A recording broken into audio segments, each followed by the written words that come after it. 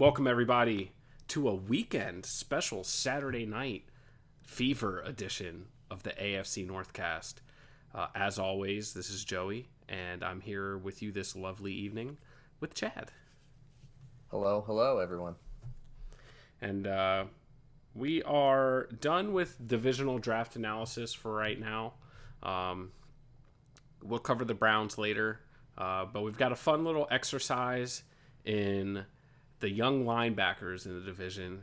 We're going to compare and contrast across the four teams, specifically like the top young linebacker in each franchise. And then we're going to go to the South divisions and talk about some outside of the division draft classes. But first, Chad had reason to be pretty hyped this week. Yeah. First, I'm hyped because I have a really nice special beer for the podcast tonight. Oh, boy. Little Wicked Weed. This is from down in your neck of the woods, Joey. Yep. And I picked this up in Asheville at the Funkatorium. Now, if you're ever in Asheville, you got your Wicked Weed Brewery, which is a really nice facility. And if you like to go to breweries, you should definitely go there. But just across town, a few blocks away, is a lesser but pretty well-known place called the Funkatorium. That's where Wicked Weed does all sorts of fun barrel aging and silly stuff, and they got a cool little atmosphere there. So I went down there and I picked up this little doozy. It's a bourbon barrel aged American sour ale fermented with cherries. And I'm going to be drinking that because it's a celebration. It's got a cork in it. All right. I am going to drink the rest of this heady topic. That's unfortunate. Maybe I'll make you talk for like 5 minutes while I run down and get a thing, but that's okay. We'll work it out. All right. We're going to work it out here. We got a beer situation up in Vermont. I am a classy gentleman, as I always am, drinking a Miller High Life, the champagne of beers. Tall boy, because 12-ounce cans are for pussies. So... You heard it here first. That's right. Breaking news. Tell Baker Mayfield his shit's weak. So yeah, my hair, I got a little quarantine hair. It's a little longer than normal. Yeah, me too. Speaking of hair, let's talk about the old man in Pittsburgh. Oh yeah. This is the big news. This is the big news. It's the only news. I prefer the big news. This is the big story. Ben Roethlisberger's hype video. He once promised a season ago that he would not shave his hair or beard until he could throw an NFL pass again. Guess what, people? He's looking trim, looking span now. Because he's throwing these passes, he's lighting it up, and we know it because of a sweet 38-second hype video that he posted. Oh, baby. Stiller Nation, if you like Ben Roethlisberger, you got to be fired up right now because he had the slow motion. He had serious slow motion. I think I got to look at Ben's belly underneath his shirt on one of those throws, too. Yeah, a little chonk. A little bit of the chonk going on. Yes, sir. I'm not worried because Ben's strength is all about being sturdy. So having that weight, that's good. What did you think of the video? Are you afraid now? Very afraid. Juju said he's back, so he must be back. Agreed. That's all. That's the only answer I can give you. Until, I don't know, 4 or 5, and then he'll have some phantom injury. And the Steelers will sign Cam Newton. The Steelers will not have enough money to sign Cam Newton ever. So I just wouldn't fret that. Would you like to participate in a small bit of trivia about the hype video? Sure. Ben Roethlisberger threw passes to 3 receivers on the day that the video was made. Okay. Do you know what 3 players Ben Roethlisberger was throwing the ball to? Juju's one of them because they showed him. I'm gonna guess Deontay Thompson. Johnson. Yep. Thinking of old Ravens punt return player. Okay. Deontay Johnson and Heath Miller. I like your your ideas there. Let me ask you this. Mm-hmm. If you had to be on the Steelers, you'd want to be there, right? Like if you're one of the three people he's throwing his first passes to, that's probably like inner circle stuff, right? That's probably good. You're in Ben's tight group. You got to think good season ahead if you're like in the first three players that he's chucking it to when he's finally back at it, right? Yep, I'll bite. The players were Juju, Yep. James Conner, and one Ryan Switzer. Ryan effing Switzer. Hell yeah. I had just figured out Oh, I think he might finally get cut. And now he's one of the three players that Ben's throwing the ball to. Nope, not Deontay Johnson, breakout rookie. Not James Washington, breakout second year. Not Eric Ebron, potentially star new tight end that you might want to develop some chemistry with. Nope, Ryan Switzer of 1.2 yards per catch and negative 0.8 yards per punt return fame. Thank God we have Ryan Switzer out there. Oh my God. I can't even believe it, Joey. I'm dying here. How could it be Ryan Switzer? Oh my God. The slot god. You Dude. love it. Oh yes. It ruined the whole thing. It ruined the whole thing, man. I didn't even notice the pass throwing was only like 15 seconds of the 45-second video. Yeah, I don't know that it showed him. I watched it twice, and I think it shows James Conner, or maybe it showed James Conner in like another post where James Conner was like, "He's back," just like Juju said. Yeah. I didn't see Ryan Switzer or anything along those lines, but if there was one player that I would have hoped would not be there, I think it would be him. And I mean that in the nicest, most respectful way. Ryan Switzer, you probably live a pretty charmed life. You have a little NFL career going. I just don't. I'm speaking to you now, Ryan. I don't think you're productive. I don't know what else to say. But you're probably going to be on the team, so I'm going to be cheering for you again this year. But be prepared. I know you're probably a listener. I'm going to make jokes. Sure. If you go out there and lose a bunch of yards again and catch these wide receiver screens and don't make anyone miss and get 1 yard gains, like, I am professionally obligated to talk about it. And I'm obligated to do it in a snarky way. That's what I'm obligated to do. It's professional. It's just me being a professional. So yeah, it's your responsibility. Let's be honest. Yeah, it's my responsibility. Thank you. You're welcome. We all have responsibilities. We've got heroes in healthcare and abroad serving in the military. And I am a hero for my professional honesty and journalistic mentality here at the AFC Northcast. Yeah. So, Yinzers far and wide, make your Super Bowl reservations.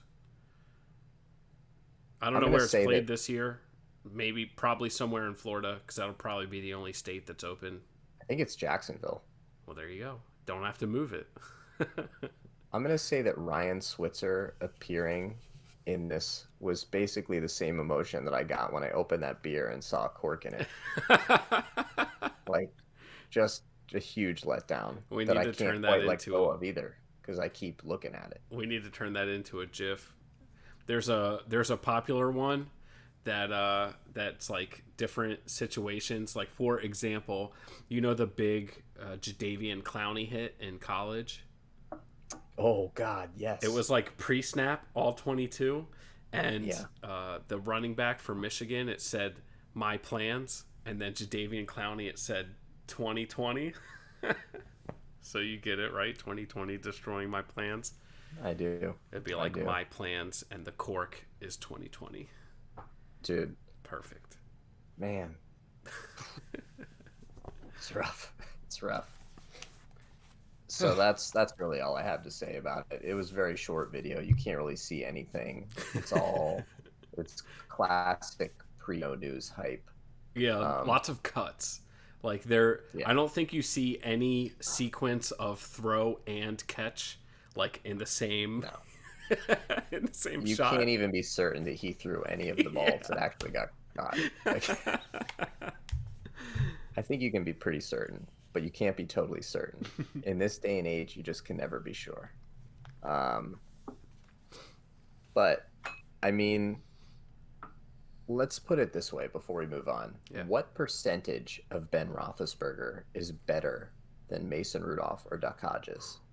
Like 70 probably, maybe I think even it mi- lower. I think it might be a little less, Yeah. but yeah, Yeah. it's like in that It's range not probably.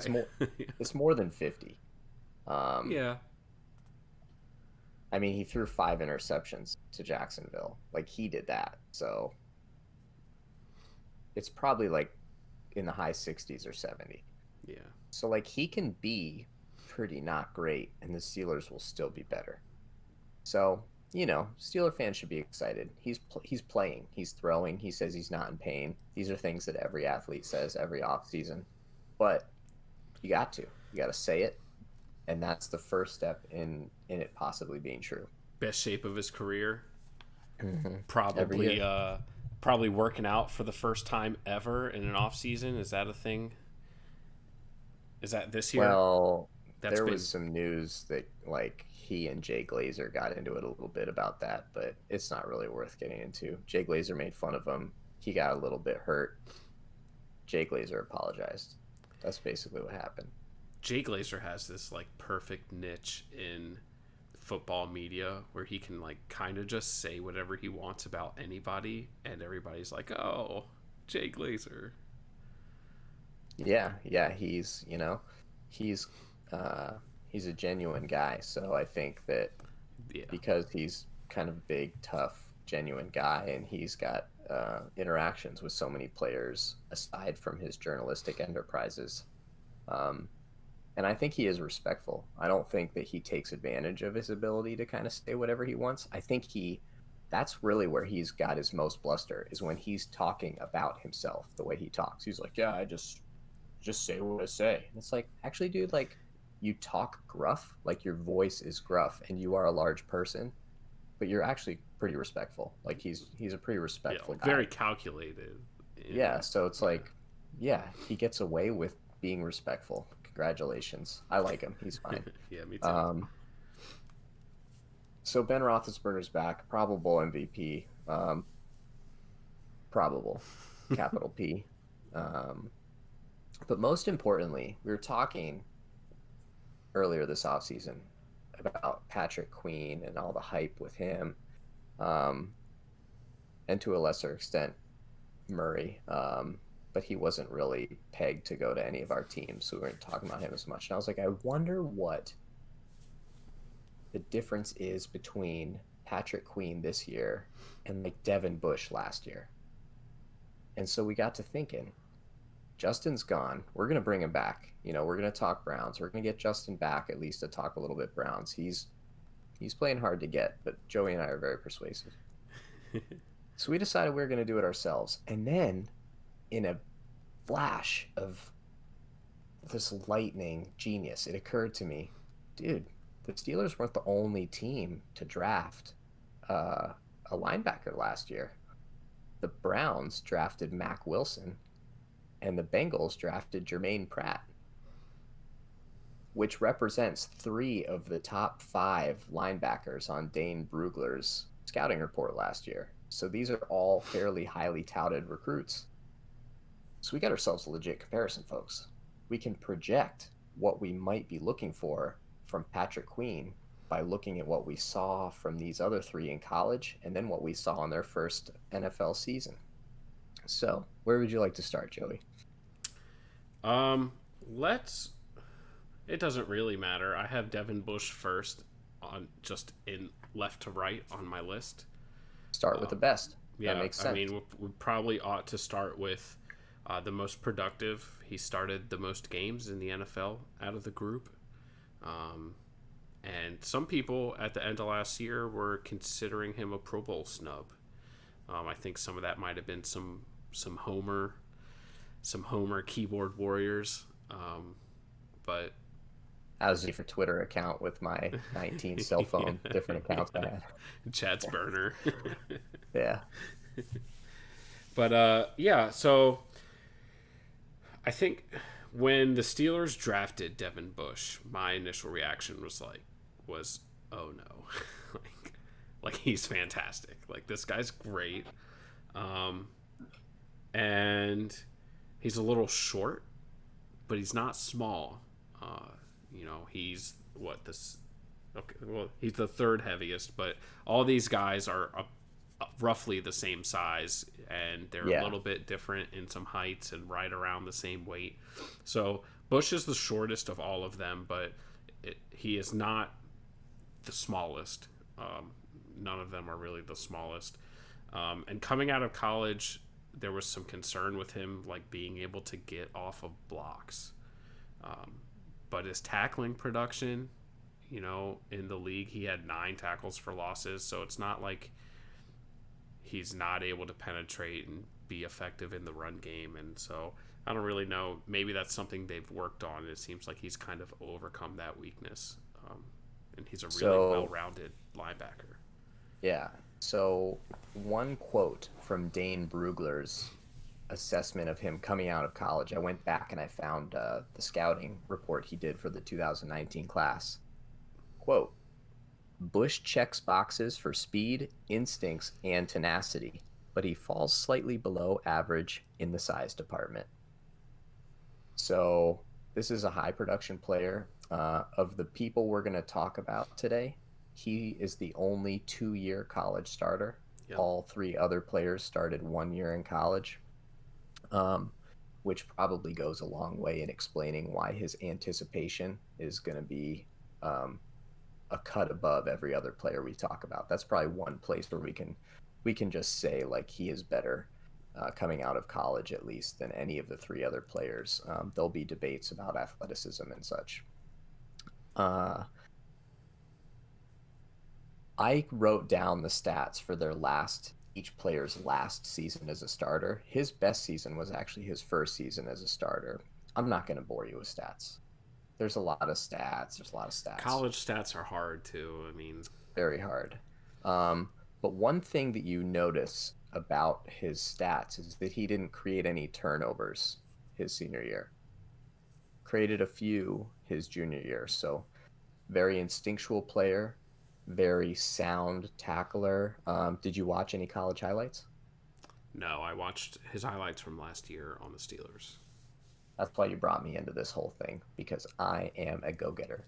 So I watched his college highlights, and, you know, he's a Steeler. So instead of the usual 5 minutes, I watched his 4-minute highlights twice. That's 8 total minute highlights. Uh, so the things that I noticed when I watched his college, you know, those those big plays, his closing speed, it defies explanation. It's crazy. Like he gets to the ball carrier so fast. Like when he has a clear lane, and he's pretty good at finding a clear lane, even when there doesn't appear to be a lot. Um, he's got crazy quick feet. Like when he blitzes and he turns around an offensive tackle, he can like bend the edge like a good edge rusher. Like he can turn the corner so fast, and that's how he gets a lot of his sacks. He comes around and he just like cuts. And it really made me think, because he had 5 sacks as a senior. I was like, dude, why are the Steelers not blitzing him more? And clearly he's going to blitz more. Like he is. He's going to blitz more because he's really good at it. Um, I also was impressed by his lower body strength. When he hit running backs in college, he drove them backwards, which it didn't happen so much in the NFL, and that makes sense with his size. But he does have practical strength on the football field, given that he's a little bit smaller. And he just like finds a way to the ball. Like in his highlights, he's always behind the line of scrimmage. So for a guy that you're worried about getting off blocks and stuff, he actually he gets disengaged or through the trenches effectively. At least he did in college. Um, which of course is a reason why you take a guy that's maybe a little undersized and be like, meh, I think he's gonna be fine. Um, so, as you guys can probably guess, we're gonna there's a lot of similarities between Bush and Patrick Queen when we go back and talk about him a little more that you're gonna see in their style of play. Yeah. Um, how do you think that translated to the NFL? I think it translated really well. I think one thing that, I mean, he ran a 4.4 something at the combine, Three. 4.43. Um, but the speed really does translate to the field. He had a fumble recovery or an interception this year against the Seahawks, and he was like running the direction that the offense was going and had to turn around to start returning the ball. And number 16 for the Seahawks was chasing him. And I don't know if that's Lockett or like Paul Richardson, whatever little Mm-hmm. munchkin fast wide receivers the Seahawks have. And they were just running in the open field. And like, this guy could not catch Devin Bush. Like, he was cruising. And so, yeah, his speed, sometimes that track speed doesn't really translate, but I think it has so far in his career. His speed really does translate, and we use prototype a lot. I use prototype a lot, but as far as like the fast, athletic linebackers that are more kind of finding their place in the NFL, like his pass coverage in college, man and zone was like plus plus, and it's hard to find negative plays of guys without like digging through film and shit like that, because all you see is like highlight stuff. Um, Right. but like on his highlights, it's like even when he's allowing catches, like he's there. Like Devin Bush is not getting like blown through by tight ends. Like his athleticism helps keep him in plays. And you touched on his experience in college. Like all three of these other guys, like a minus, a down arrow on each of them in like scouting was like they're kind of football young. Their instincts aren't quite there, maybe because they only started 1 year. Um, Devin Bush's instincts are there, and some of these other guys they use their athleticism and they read and react and they can make up for it a little bit. But I mean, yeah, I think Bush right now, and probably coming out of college for all four of them, was the best linebacker out of the group. I think so too. And I think like you hit on a couple things that I want to just drive home is that he had extra experience, but he's also the second youngest. He's just a little bit older than Patrick Queen coming out of college. So it's not like he's sacrificed on that end. Yeah, Um, and you guys are all regular listeners, so you'll remember we've talked about Patrick Queen a few times. So we'll go back and talk about him again, but just reference that in your mind that he's fast, he's a playmaker, he's a gap shooter. I think that Devin Bush's tape in NFL for me was reminiscent of Patrick Queen's senior yeah, or final year of college. A lot of shooting gaps, a lot of swimming through the line to make run stops near the line of scrimmage, and a lot of huge turnover plays, which that was the big question. Was Devin Bush going to be able to be involved in splash plays in the NFL? Turns out, 4 fumble recoveries and 2 interceptions later, that he is very much willing and yeah, eager to be involved in those types of plays. And look, a lot of that's luck. 4 fumble recoveries. Look. I'm Stiller Nation. I'll try and talk you into a lot of that being skill, but obviously, like the ball's got to bounce to you, you know. Um, that but of course, whack awareness interception helps, against the Ravens. dude. But that's actually what I want to talk about. Is that so? you can't find the bad plays on the highlights, but fortunately for us, we watched all the games, so we know that he missed coverages. Like he was not as good in coverage in the NFL in his first year as he was in college, and that makes perfect sense. Like if you're trying to drop into zone and do smart stuff, it's going to be a lot harder Yeah. against like an NFL playbook and savvy players. Like so he got beat, but he made turnovers all over the field. He made a turnover 6 yards behind the line of scrimmage against the Chargers on a backwards lateral, Yeah. which he ran for a touchdown, and he made two turnovers like 40 yards down the field. One was against the Ravens when Tyler kind of had him, or not Tyler Boyd, Nick Boyle had him beat, and he took the ball out of his hands as they came down to the ground, which is just like, again, like tenacity, right? That's the tenacity at play. He got beat a little bit, but he didn't give up on the play. Same thing against the Bengals. Tyler Boyd beats him, and as Tyler Boyd's making a move to the sideline, he punches the ball out of his hands, and Minka Fitzpatrick is able to recover it right on the Yeah. sideline.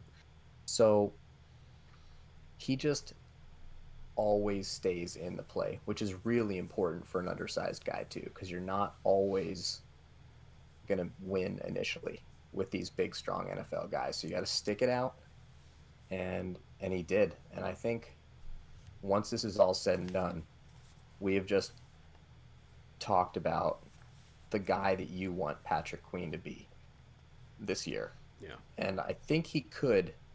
You maybe even get a little bit better. Like if you're going to make the case that Wink better defensive coordinator than Keith Butler, that's a fair case to make. It's probably 50-50 depending on which Steeler or Raven player you Yeah. ask. And if you ask anyone else, they're all going to say Wink. Um, that's the way it is.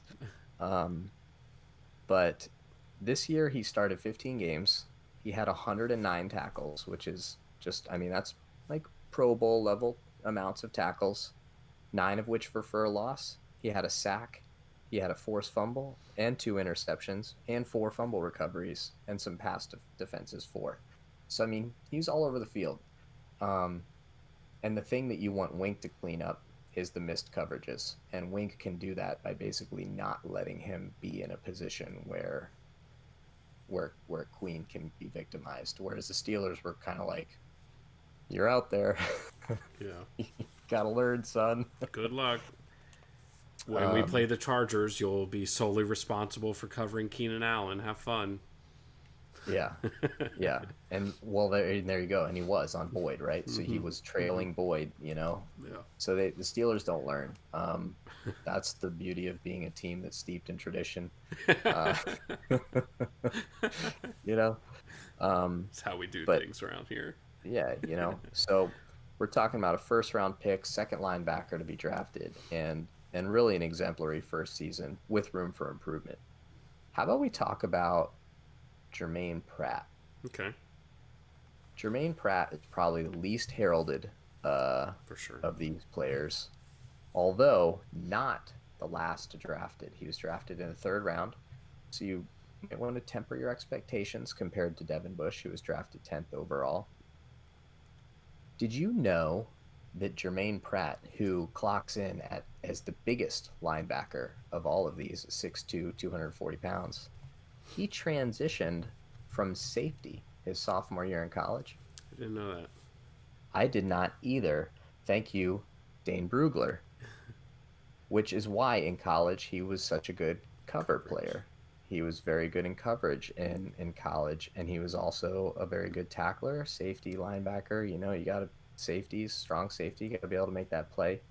Um, and as a safety transitioning and gaining a ton of weight, he struggled to disengage from blocks, you know, in college, which, I mean, that's like so many of these players struggle with that. That's like very, very common assessment of a weakness of these players. What were your notes in terms of scouting Jermaine Pratt out of college? Yeah. So for a linebacker, out of all these guys, he's the most got the most like ideal size, and he was a sideline to sideline athlete machine. They used him to blitz. He was everything. He was everything for like a a third tier D1 football school. You know, like yeah, they're FBS, but like they're not even like you have the elites, and then like the next tier down, and NC State is like the next tier down. So we've talked in our draft lead up, like, well, yeah, that guy better stand out and do everything for them, and he did. Um, Yeah. you know, his inexperience is what showed the most, and in college, in the ACC, which isn't as good as it used to be outside of Clemson, you know, like he's able to make up for thinking rather than reacting because he's new to the linebacker position, or like his technique not being the way that it should. That like one of the knocks that I read on his scouting report for his draft was that he plays tall. Like, so when he's engaging in blocks or trying to fill gaps, he plays tall and he loses leverage, and that kind of negates some of his size. Yeah. So he's still young in the linebacker position, but he's got as much promise as any of these guys, really. Yeah. Now, in his college tape, I noticed a lot of blitzing, lots and lots of Yeah. blitzing, and he's pretty good at it. Now, if you compare him directly to a guy like Devin Bush, he definitely doesn't look as fast, and he doesn't look as sudden when he changes direction, like coming around a corner or trying to, basically take the edge. But it didn't really matter. He was able to beat his man, and he was able to track down the quarterback like really effectively. He was a good blitzer in college, um, and he was definitely stronger. You could see him push linemen more effectively. Like he used his strength in college more effectively on blitzes, at least than Bush did. Um, and you talked about it a little, but it was ironic that as the biggest guy, you just didn't see him coming off blocks very well. Like that was the one time that, like if he got engaged by a lineman, he's basically done. Yeah. One other thing I noticed about him is that a lot of his highlights reminded me a lot of a player we're not going to talk about as much, but I think this will make you happy, Malik Harrison. Just really sound run defense, just constantly meeting running backs where they want to go Yeah. and denying them forward progress. Very strong, very just in the right place, very ready to meet a running back head on. Um, so it wasn't very flashy, I'll admit, but he looked like like a good player. Now it's time to make fun of the Bengals a little bit. I couldn't find Jermaine Pratt Bengals highlights. Me neither. Come on, Bengals.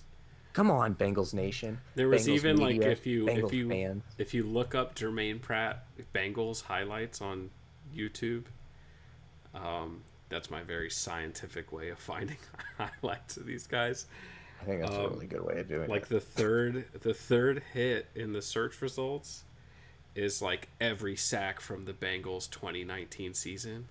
Indeed. Jermaine Pratt didn't have any sacks last year.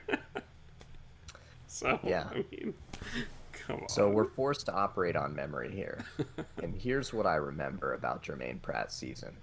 I would say the first half of it was us making fun of him a lot. He seemed lost. Yeah. Yes. He was lost. Even his strengths as a player were just not being displayed. He was missing tackles. Now it sucks that he was trying to tackle people like Lamar Jackson and to a lesser extent James Conner and slightly more Nick Chubb. These are not easy people to tackle, but we caught him missing tackles. But yeah, and Derrick a lot of Henry, times he just... or no, yeah. Like, Oh my god. Oh my god. Yeah, it's not easy. It's not an easy job. That's why you get paid a lot to do it. And he was definitely, as Mike Tomlin would say, below the line for the first half of the season. But I would say in the second half of the season, now he didn't put on paper any splash play stats. No passes defense, no forced fumbles, no interceptions. But you started to see him be the guy that you could see as the foundation of their linebacking core of the future. He was in the right place at the right time. He wasn't missing tackles, like mean, the Bengals defense was pretty bad last year, but like he was making the plays as they came to him.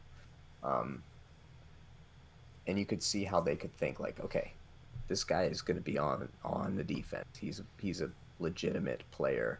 Um, Not necessarily you build around, but that he can be part of the build. You obviously build around the defensive line. So I think, especially considering that he was taken in the third round, much less hyped and much less value in the draft put to him. I think he's really got a lot of chance to turn out really well. I do not think that he is a player that you can adequately compare stylistically to Patrick Queen. And I would also say Queen only starts 9 games and has 76 tackles and no statistics in terms of splash plays. You will just be disappointed. That will be a disappointing season from Patrick Queen. Yes. So you're really hoping that he does better. And he's a first round pick compared to a third round pick. So at the end of the year, we're looking for more than 9 starts and some splash plays and actually being able to find some highlights on YouTube. Yeah. One positive that I'll give to Pratt. I looked up the missed tackle percentage for all these guys in the last year. So Queen in his senior year and everybody else their rookie years. And Queen, Wilson, and were 13%. Devin Bush 11.4. Jermaine Pratt 8.4% missed tackle percentage. So the lowest of the group. So, and that was a thing on Bush being shorter coming out of college. They talk about like tackling radiuses and things like that. So, I mean, he did better than Mac Wilson, and so. But yeah, I mean, best missed tackle percentage. So he was a sure tackler last year when he wasn't getting fucking burnt to a crisp in pass coverage early in the season. I wonder if it counts as a missed tackle when Lamar Jackson makes you just fall on your face. What constitutes an attempted tackle? Wasn't it him on that run that got like spun around and just fell over? Like, does that count? It happened like every week. I can't keep track. Hey, buddy. So I think at this point we can establish that Jermaine Pratt will be the floor of your expectations for Patrick Queen. Devin Bush will be the ceiling. What do you think of Mac Wilson coming out of college? I think Mac Wilson, like Jermaine Pratt, was like Mac Wilson light. I think, where Mac Wilson probably had better like ball skills and was better in pursuit. I think he was probably better at like reading and reacting than Jermaine Pratt was. Yeah, mostly reacting. Yes, yes. See ball, hit ball. Yeah, very aggressive player. Yeah. Not as much of an anticipator. But yeah, I think that that's a good comparison. Ironically, for being such a big guy, Dane Brugler really celebrates him as an athlete in space. And I think we actually will get to that in the NFL, but he really can operate well in space and in coverage, which is really cool for the Browns because his other great skill is just dropping the hammer. So you gotta love it when your giant hammer guy is also just good at covering a lot of ground, and it makes it harder to decipher on offense like what he will be doing on a given play because he's versatile. And I think that showed in his college highlights. He just like had a great nose for where the football was going in zone coverage. He was always attacking where the quarterback was throwing the ball, like coming in at it, beating the receivers through the break, or I don't know, like for someone that didn't anticipate well, he really actually he kind of looked like he could in his highlights. Like maybe he just had high highs and low lows when it came to like reading what was going on. And he hits like Greg Williams is paying him. That's what he's doing. Like he's, so it was interesting. I remember him very well because the Steelers depot was very high on him initially. He was one of the linebackers that kind of right after the season was one of the highest guys that people were looking at, and he just steadily dropped. Not a great combine. He was the slowest at the 40 Yeah.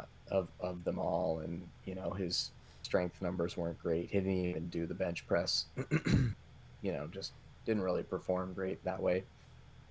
Um, so he ended up being drafted in the fifth round.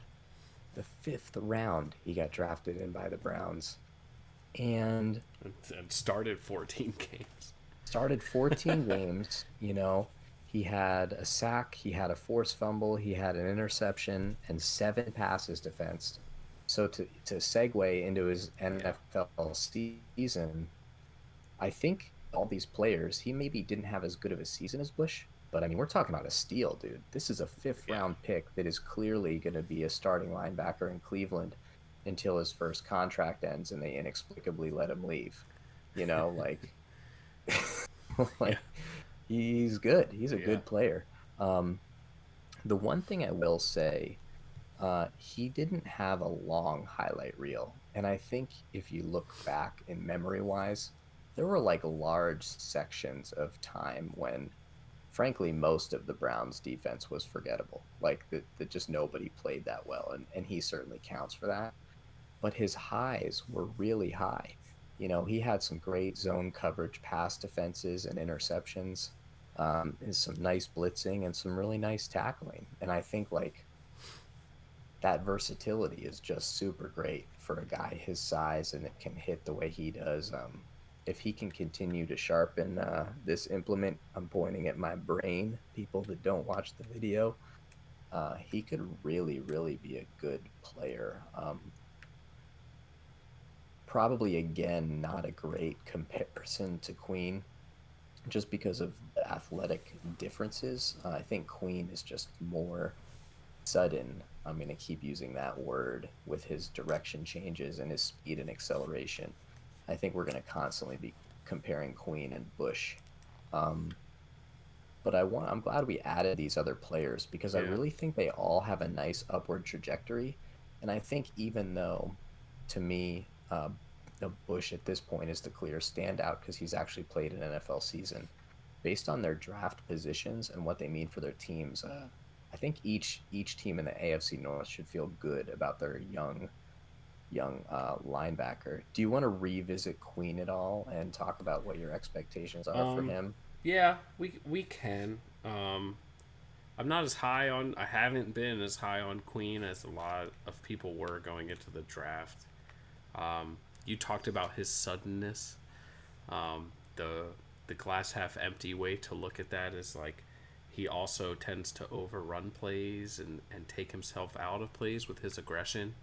But you you'd rather have to put the reins on a guy than give him a kick in the ass and try to make him go.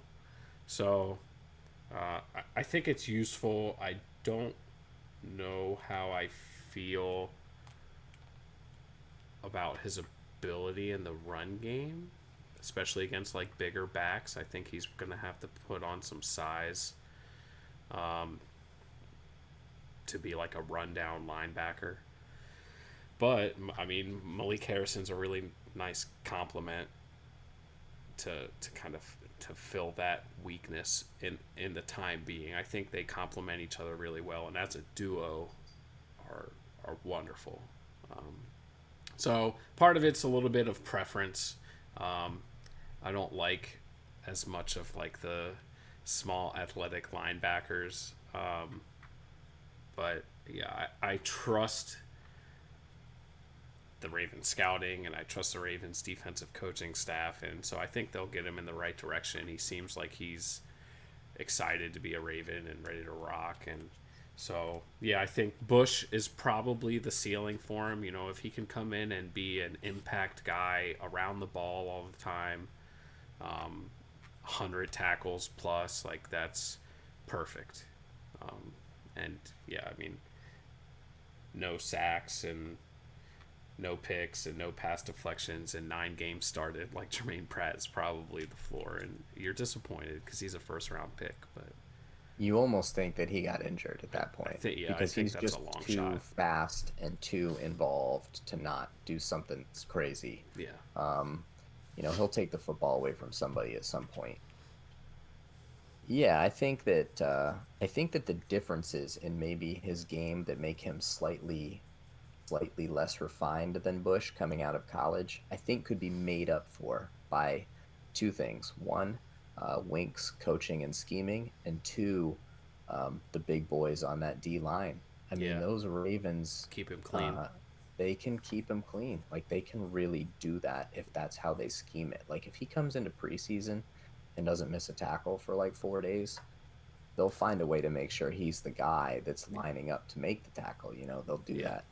Um, and a good strong culture there. So I think people will toe the line because everybody's going to get theirs. So yeah, I think you got reason to be excited. I think that if we learned one thing, it's that Devin Bush is the best player among them. So congratulations, Steeler fans. We got the gold medal on linebackers, and we had to because he was the highest pick. He was picked number 10 overall. So we needed to win that.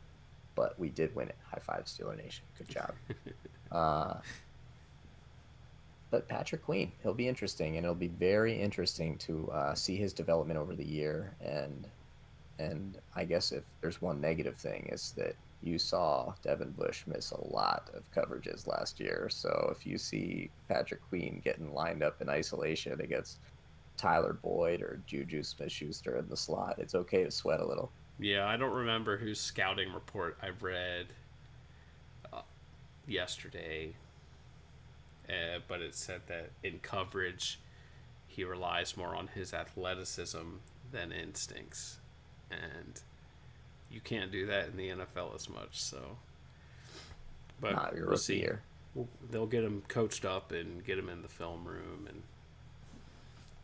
but I think it's reasonable that 4 years from now, when 3 of these guys are finishing up their rookie deals and Queen's in his third year, that we got 4 really good middle linebackers in this division. Yeah, I'm looking forward to that point when we're all mad because one of our players didn't make the Pro Bowl.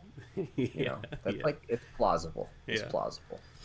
Um, so that's exciting stuff. That was fun. And maybe at the end of the episode we'll preview another one that we might be able to do yeah, coming up here position wise. We got some fun young players. But you want to tour the NFL? yeah, yeah. Let's head down south. Um, which conference do you want to start in? I know I'm easy, man. you've been raring to talk about the Bucks. I'm sure I don't care about the Bucks, the but I Tampa can. I Bay can. Gronkaneers. Yeah, exactly. Yeah, why not? Let's do the NFC All South. right. I guess leading off with the Bucks. Yeah, yeah, I think this is one of the more impressed, if not the most impressed, I was with a draft in this division. Um, and now everyone bear in mind that this is a shallow and superficial, and that's compared to everything else we do. Okay, so pretty shallow. yeah, Look at this draft. So we're talking it. I looked at the first 3 picks. If you ask me if the Bucks had a round 4 pick, I don't even know the answer. If they had a round 4 pick, I don't know. yeah. Not worried But about their first 3, I think were pretty sharp. Tristan Wirfs is, I thought, probably the best tackle coming out of a really, really great tackle class.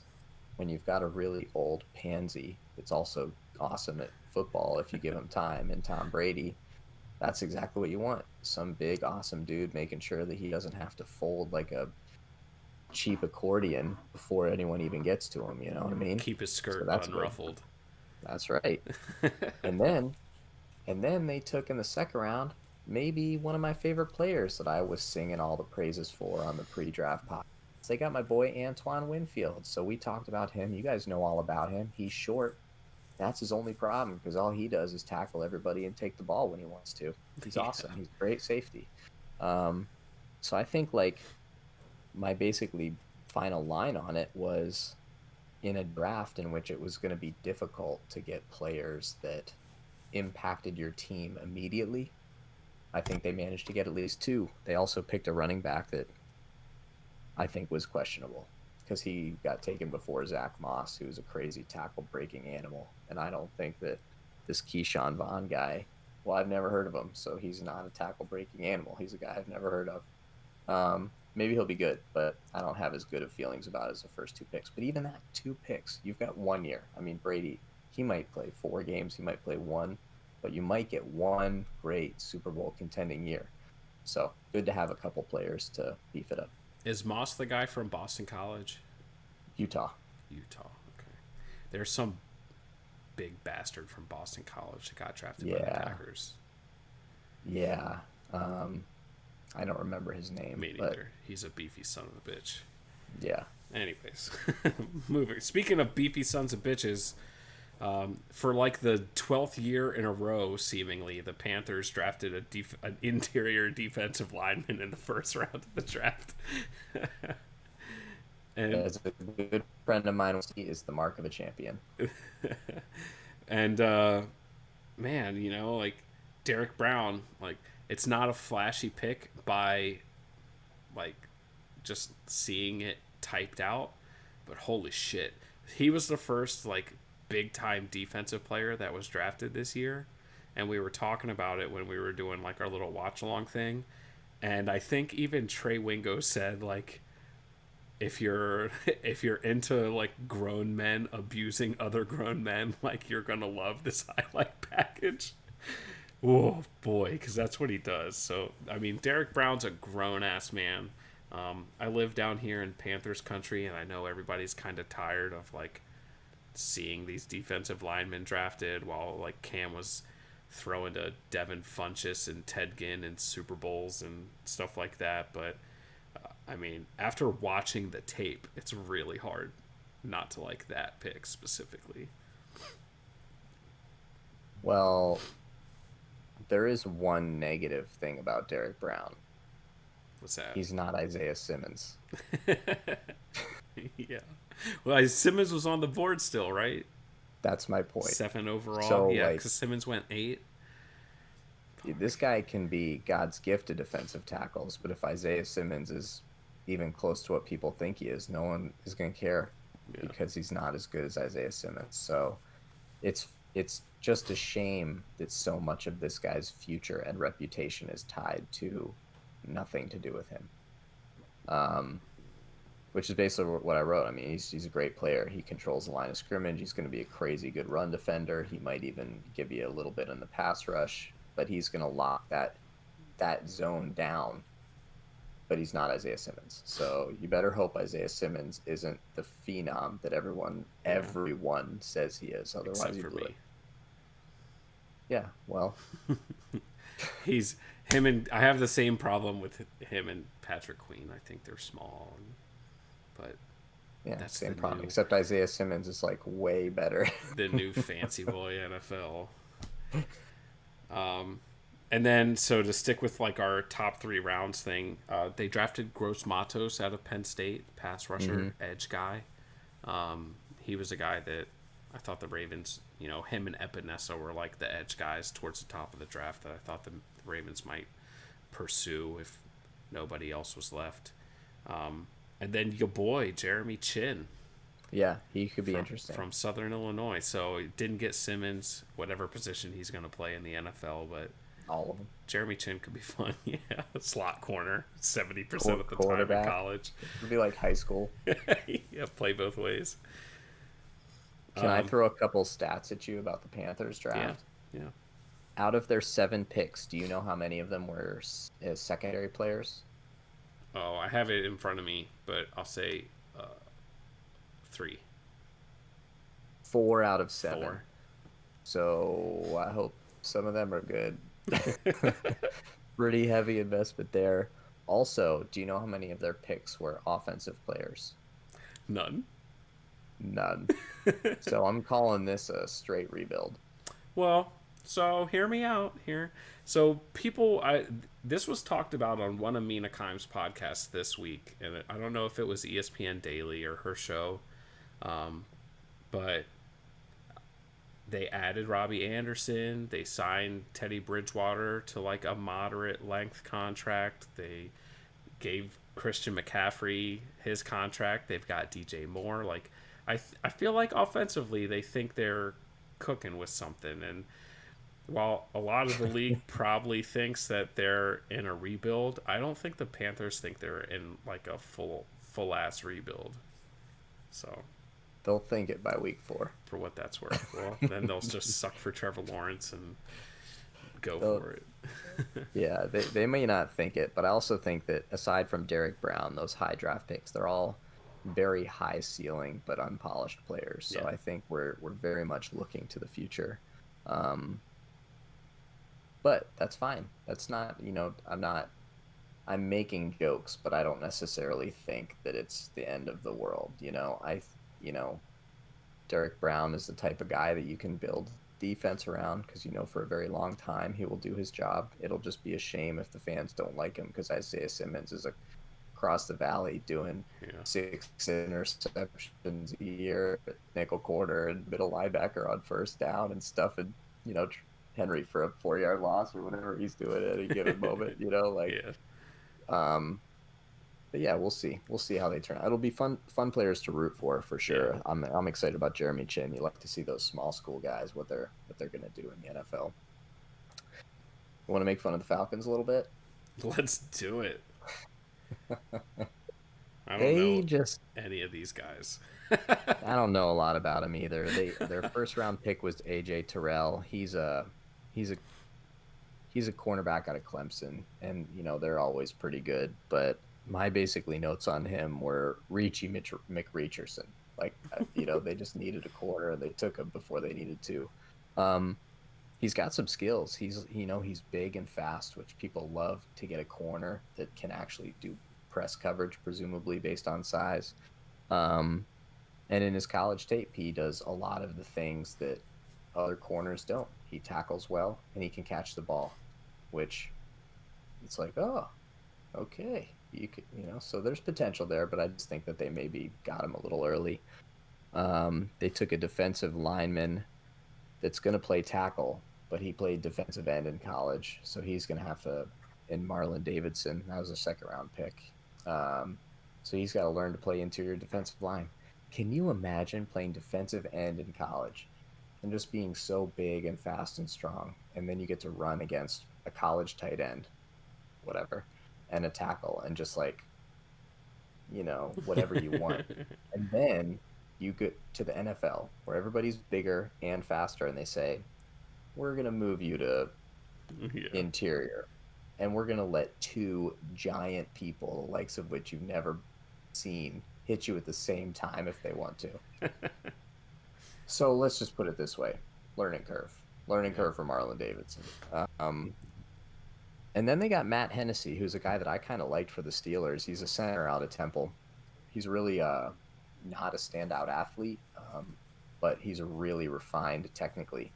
So he's maybe the one guy that if the Falcons have an injury on the line this year, he could maybe step in and provide just enough to keep them doing whatever level of competitive play they're doing, which for the Falcons, I'd say is anything from like NFC championship worthy to gutter sludge. Yeah, 4-12. Yeah. Got anything to add to that? No, they drafted a punter. Smart. I don't know, man. I got nothing. Everybody, I mean, AJ Terrell's kind of a consensus reach. And after that, I don't know. Yeah. Then you got the Saints. Saints taking all sorts of interesting players. Drafted my draft crush. I know. I think the Saints had a useful draft. Cesar Ruiz, everybody that listens to this podcast knows how I feel about him. But then everybody thought they were in the market for a linebacker because they lost to Mario Davis, and they ended up getting Zach Bond with their next pick, which was kind of in the beginning of the 3rd round, which I think is pretty good value for him. People were mocking him in the 1st round to teams. For sure. Yeah, I think, I was a little higher on him than you were, but yeah, I just wrote for him. It's all about coaching now. If you put him in the right position, he has the tenacity and athleticism to make plays year one. And if not, he's going to suck. Agreed. I don't know anything about this Dayton tight end, but Sean Payton and Drew Brees, I'm sure they'll find a way to use him if they decide he's useful. If there's a gray area between wide receiver and and tight end, and you got Antonio Gates at tight end, and a wide receiver, you got like Randy Moss. They're all big, and then as you move from wide receiver, maybe you get to Chase Claypool, and then as you're moving towards tight end, Like you Travis get to Adam Kelce. Troutman. To Adam Troutman. He's in that gray area. He right now is basically like an oversized wide receiver. Like Yeah, Travis. like a Darren Waller. Yeah, yeah. Except probably, well, maybe as good. I mean, Darren Waller's had a few years of actual NFL play to refine. But I would say that he should be significantly better than Waller was his rookie year when the Ravens got him or whatever. Well, yeah, he was a wide So I mean, receiver I think like with the Ravens. okay. So I mean, I think like this is a guy that a lot of teams would have struggled to use, but I think Sean Payton, who has got a good reputation for understanding how to build offense cleverly, I think he'll see what he's capable of and he will cater his involvement in the offense to that. And he's a very good pass catching tight end, so I think good things are going to happen. Yeah, I think they had a good draft. Just like the first two, they drafted a guy named Tommy Stevens. That's a good quarterback name. They only had 4 picks though, so it's hard to grade it like a draft with 4 picks, and I don't really know what they even have to show for not having draft picks. I guess There's a lot of XFL players. Did they sign Emmanuel Sanders? Yes. Some good passing team did. Yeah. So yeah, they did. Maybe maybe they gave up some draft capital for that. I'm not plugged in enough down there to know, but well, that is us exposing ourselves on the superficiality. But you know what? I think that this is the classic, like, you trust a team kind of situation. Yeah. And in some teams, when they take these players, but you just don't trust them to maximize them. But the Saints, I think we sort of do. So I think, like, Cesar Ruiz probably will be their 6th guy, and they'll give him a minute to get it sorted out, and he'll be handy. And Zach Bond, they'll use him, in moments and get him coming off the edge and get him some free lanes to the ball where he doesn't maybe get washed out of the play as easily. And certainly Sean Payton will find ways to take advantage of Adam Troutman's receiving skills. Yeah. And they'll, not have him try and block a defensive end on first down and 15, in the running game. They're not idiots. Right. All right. So, did you rank or do grades or anything for those teams or? Yeah, I think I'd probably go Falcons or Buccaneers, Saints, Panthers, Falcons. I think the Saints and Panthers are close. I like the picks that they made, even though they were lopsided on the defensive side, and the Saints only had 4 picks, and so that's hard to grade. And I'm grading that on this year. Like, obviously, I can project exactly how good these players are going to be each year, but I'm giving you my grade for how good they're going to be for their this rookie year. Yeah, so that's what I'm doing this podcast. I'll save my crystal ball on the other stuff for later. All right, let's roll over to the AFC South here. God, it's amazing how good all of these 8-8 teams are at everything. This is just what a beautiful, beautiful celebration of mediocrity we always get out of the AFC South. Well, except the Texans, they're gonna fucking stink this year. Pretty sure. I don't know. I think they'll just be 8-8 like the rest of them. Just they'll start out 3-6 and they'll end up 8-8. Is that who you want to start with, the Texans? We can. There's not a lot to say about it. They didn't have a first round pick, which I don't know how they don't have a first. That's the biggest indictment on the Texans is they got rid of arguably the best wide receiver in football, and they don't have a first round pick to show for it this year. Instead, they just have David Johnson. There's been a lot of talk about how bad that trade was, but I don't think it will ever be enough.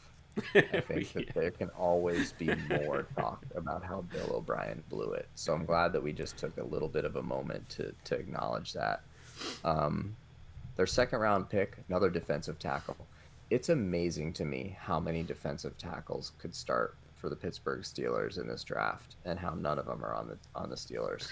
Um, he didn't have great production out of college, but he had a lot of athleticism and he's very big. So he's that type of player, right? High risk, high reward. Yeah. So this makes perfect sense for Bill. Um, you know, I'm sure it'll work out. I'm sure it'll just work Yeah. out. Old, Coach him old up, Bill. Romeo Crennel down there. Yeah.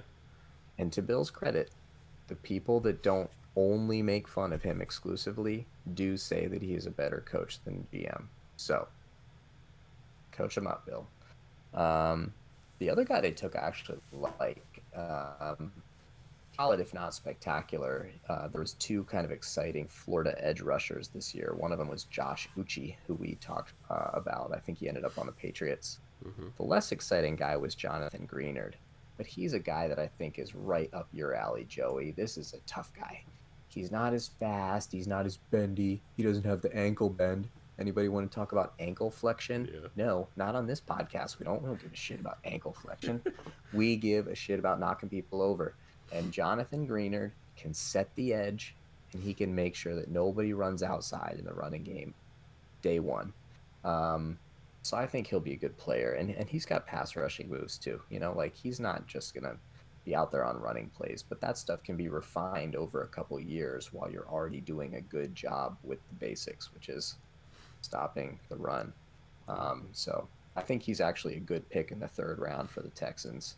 Will he get them to the coveted 9-7 record? No. Probably not. Yeah. No. Yeah, and he gets to learn from JJ Watt, who seems like a willing teammate and mentor from everything that is carefully curated and put on JJ Watt's Instagram.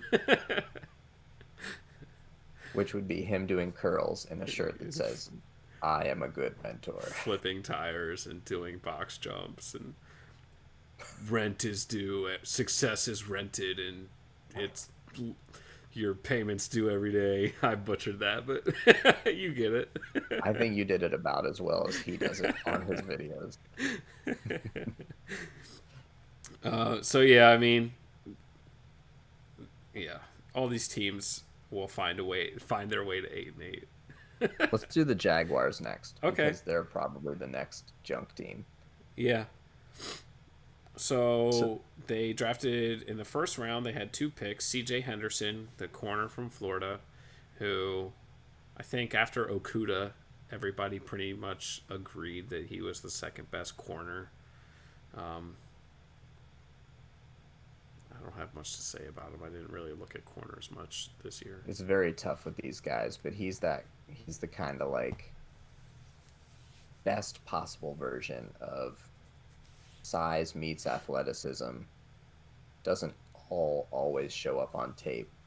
So you just hope that the astounding coaching and locker room culture that you have in Jacksonville leads to the formulation of a diamond out of what might not be all the way refined at this point. So bright future for CJ Henderson for sure. I mean, how good of a coach is Doug Marrone if like all this crazy shit was going on by like the front office, like undermining like the chemistry in his locker room, and like maybe he's the best. Maybe, yeah. Maybe he's the best. He's like the junkyard version of Bill Belichick. Yeah. Well, maybe the junkyard version of Mike Tomlin, like go. Mike Tomlin holding it together. As soon as AB leaves, he freezes his feet Unravels, off. All of a sudden, Tomlin looks like he's pretty good at keeping things under control. Yeah. Then they got Clavon Chasen, edge rusher out of LSU. Serious ball player. Yeah. Did you know that he had 5 sacks in his first 21 games and 4.5 sacks in his last 4 games? No. That's called a guy that knows when he needs to get paid. So in 4 years, when he's entering his contract year, I would expect 8 sacks Clavon's gonna that flip the year. switch, yeah. Yeah, I think so. Um, But also on the flip side of that, if you want to go down that route, so his last 4 games, 3 of his last 4 games were the SEC championship and the college football playoffs. Like yeah, that's the time to shine, man. yeah. Look, I'm just making jokes. No, He's a very I good know, yeah. player. He's a little bit undersized for the run game, but a couple years in NFL weight room, and he'll probably shape up. And again, these developmental guys, all you want to do is get them into a place with superior coaching and culture, like Jacksonville. So Yeah, you got you got Laviska Shenault in the second round, yeah. wide receiver out of Colorado. He's a tackle breaker. And if you like football, and we do, because we're talking about it 11 o'clock to almost nobody, you got to love tackle breaking. This guy catches the ball, makes people miss, is exciting. This is CD Lamb, but around later. Hopefully, that's what you're thinking if you're Mm-hmm. Jacksonville. And no Gardner Minshew's feeling good about it. Hey, throw short pass, watch him do awesome stuff, watch my stats accumulate, watch my bank account get big. Then I can drive the RV forever. Yeah, buy That's more me. jorts. That's right.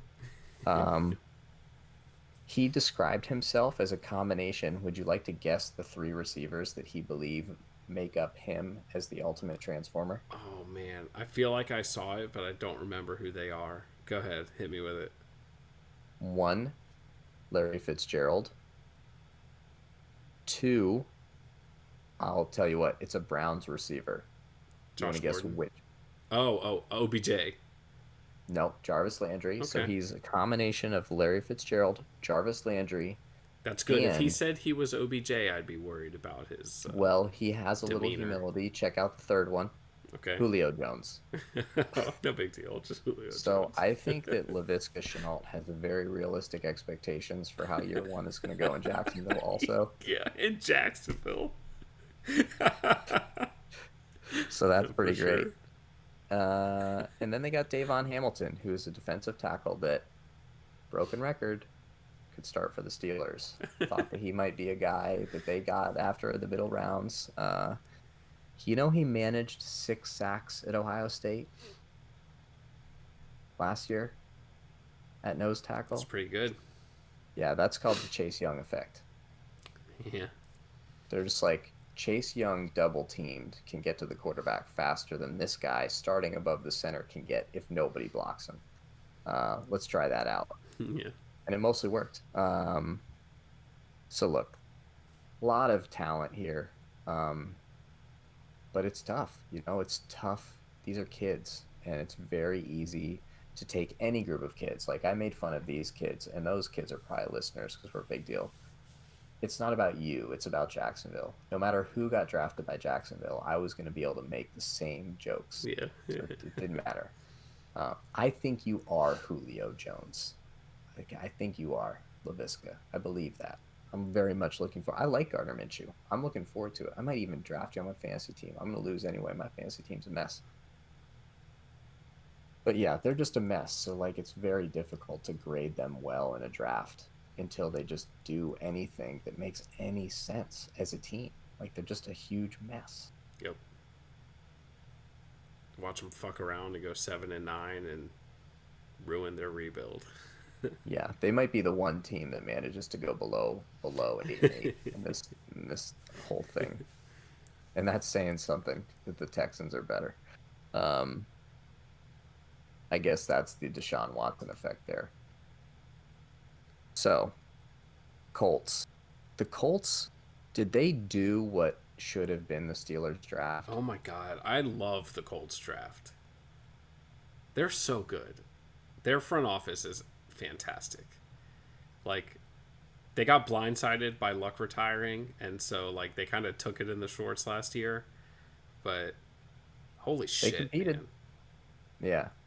So they get Michael Pittman. We spent roughly 45 minutes talking about how he Yeah, was a perfect Steeler. Um, the short overview of him is that he never drops the ball, and he's a special teams Pro Bowler year one. So, helped your team right off the bat. Good job.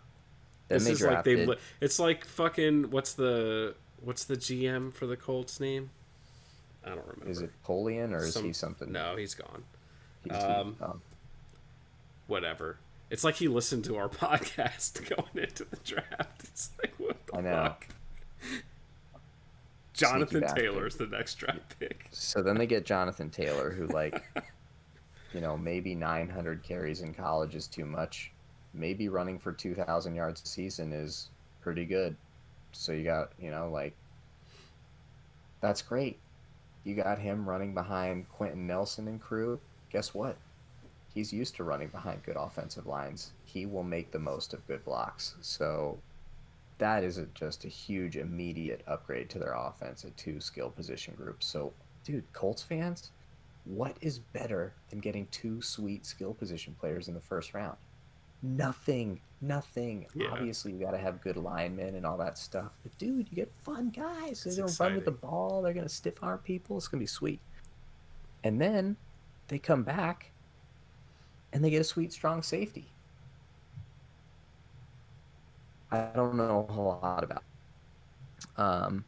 He's a strong safety, but he's actually pretty sweet in coverage. He's pretty good with the interceptions and contested catches and tackling. Like, he's just a good, solid, everything, do-it-all safety. A lot of these strong safeties coming out of the draft, you see, they're like, better keep them in the box. So it's like, oh, he's just a linebacker that's even more undersized than Patrick Queen.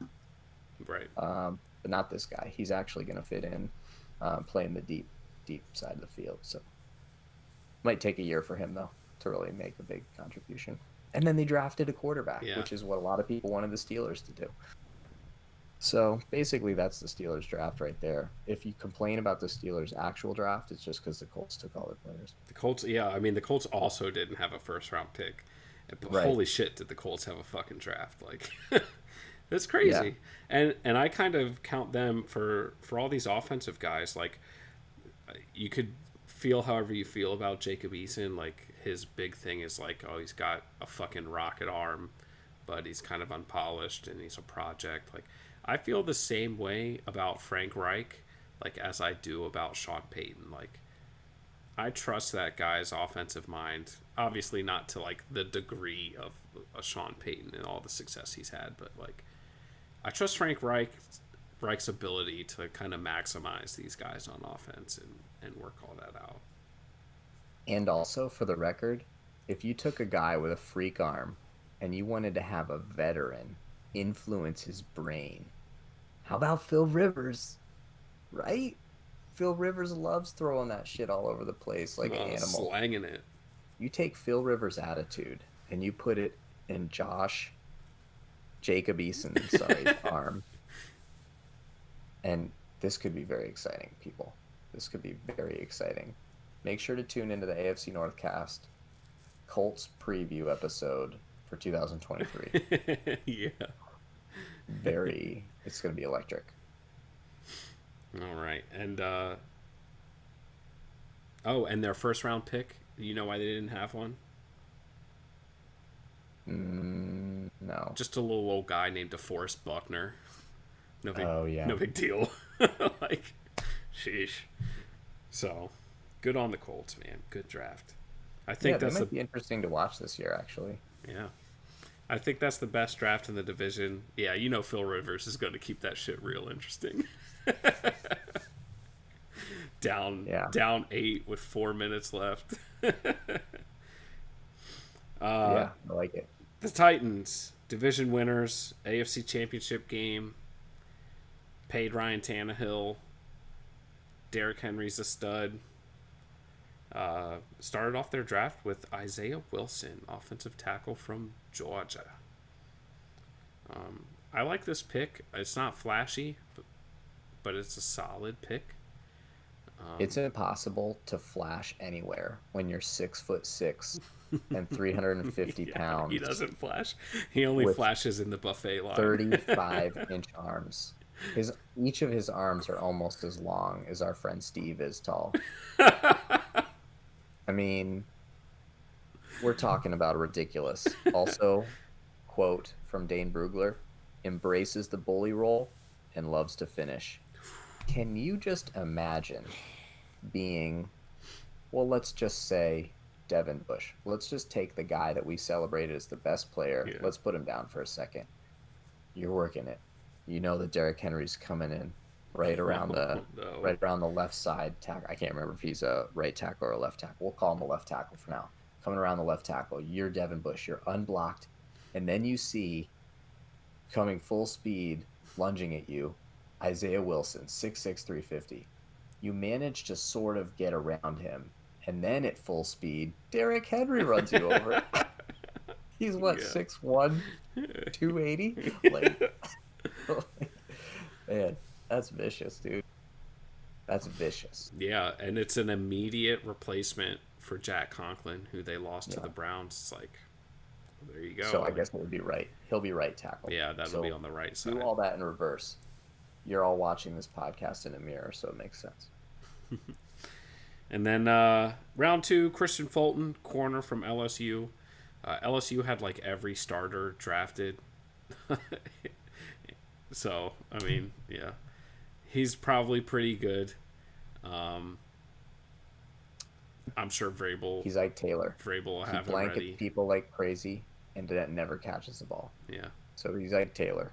So I can tell you all about having Ike Taylor as a fan. It's exhausting and sort of awesome. Hey, he was on that Super Bowl defense, that crazy defense that they had. Dude, he could hold a guy like Chad Johnson to 2 catches for 24 yards, but also have an interception literally hit him in the face. Like, I mean, and fall on the ground. Like, so you're like, that was such an awesome game, but he sort of should have scored a touchdown. Like, and somehow he gets credited for a pass defense. That's the worst part, for getting hit in the face with a should-be interception. Oh, So man. he'll probably be good, but it is a little bit frustrating when you have a player like that on your team. And then, Do you know anything about the Appalachian State running back? Sure don't. Might as well be irrelevant. They've got a cement truck as a running back, I don't think. So, yeah, Darrington Evans.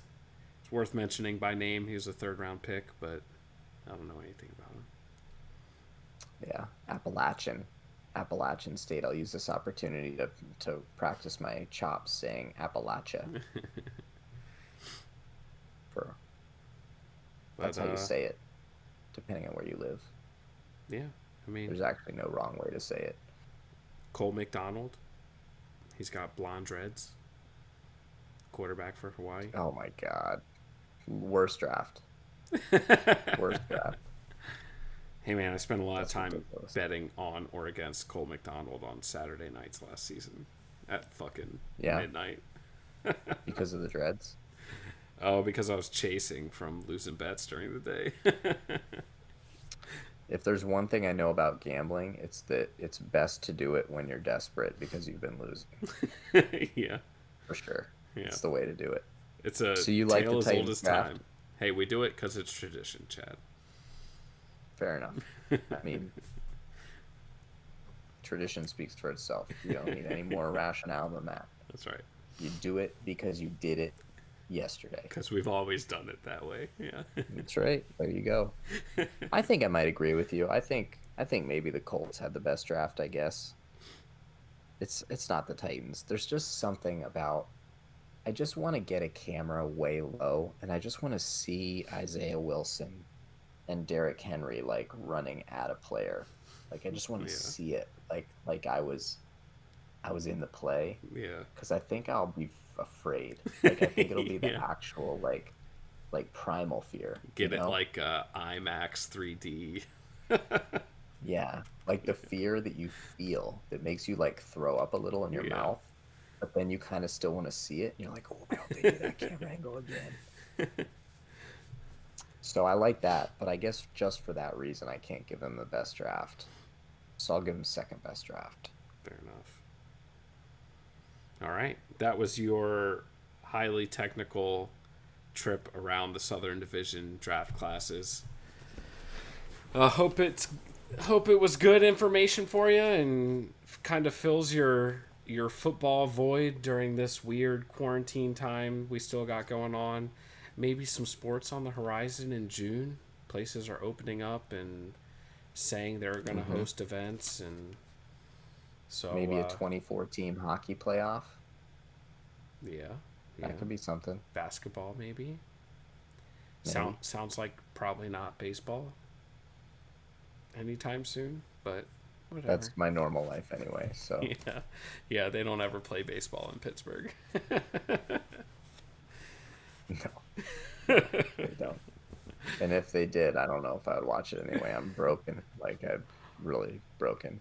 But keep an eye out, listeners. We will either lure Justin out with the sweet, sweet temptations of our good company, and we'll talk about the Browns draft, or Joey and I have been bandying about the idea of another young player comparison, talking about a couple of young wide receivers around the AFC North, a couple of big boys. One of them's named Chase Claypool. Get excited. So, yeah, we got stuff. We got ideas for you. And I think we might have a couple divisions left to talk about too outside the AFC North. So, for that sort of spot on analysis, keep If you ever coming have a back. craving for the highlight tape equivalent of vanilla soft serve ice cream, Chase Claypool. With rainbow pips. Plain.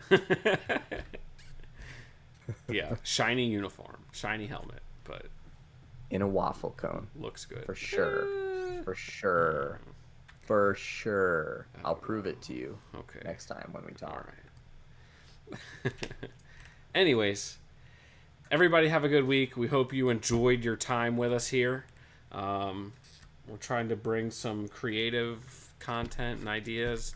I don't know what websites allow like 4-person polls or even what question we'd really ask. It seems pretty definitive that Devin Bush has a leg up on everybody right now for the guys that we talked about. But maybe we'll figure out some way to engage everybody on social media this week. Or maybe not. I don't know. Possibly not. But either way, have a good week. Stay safe. Wash your damn hands. And we'll see you soon. Vaya con Dios.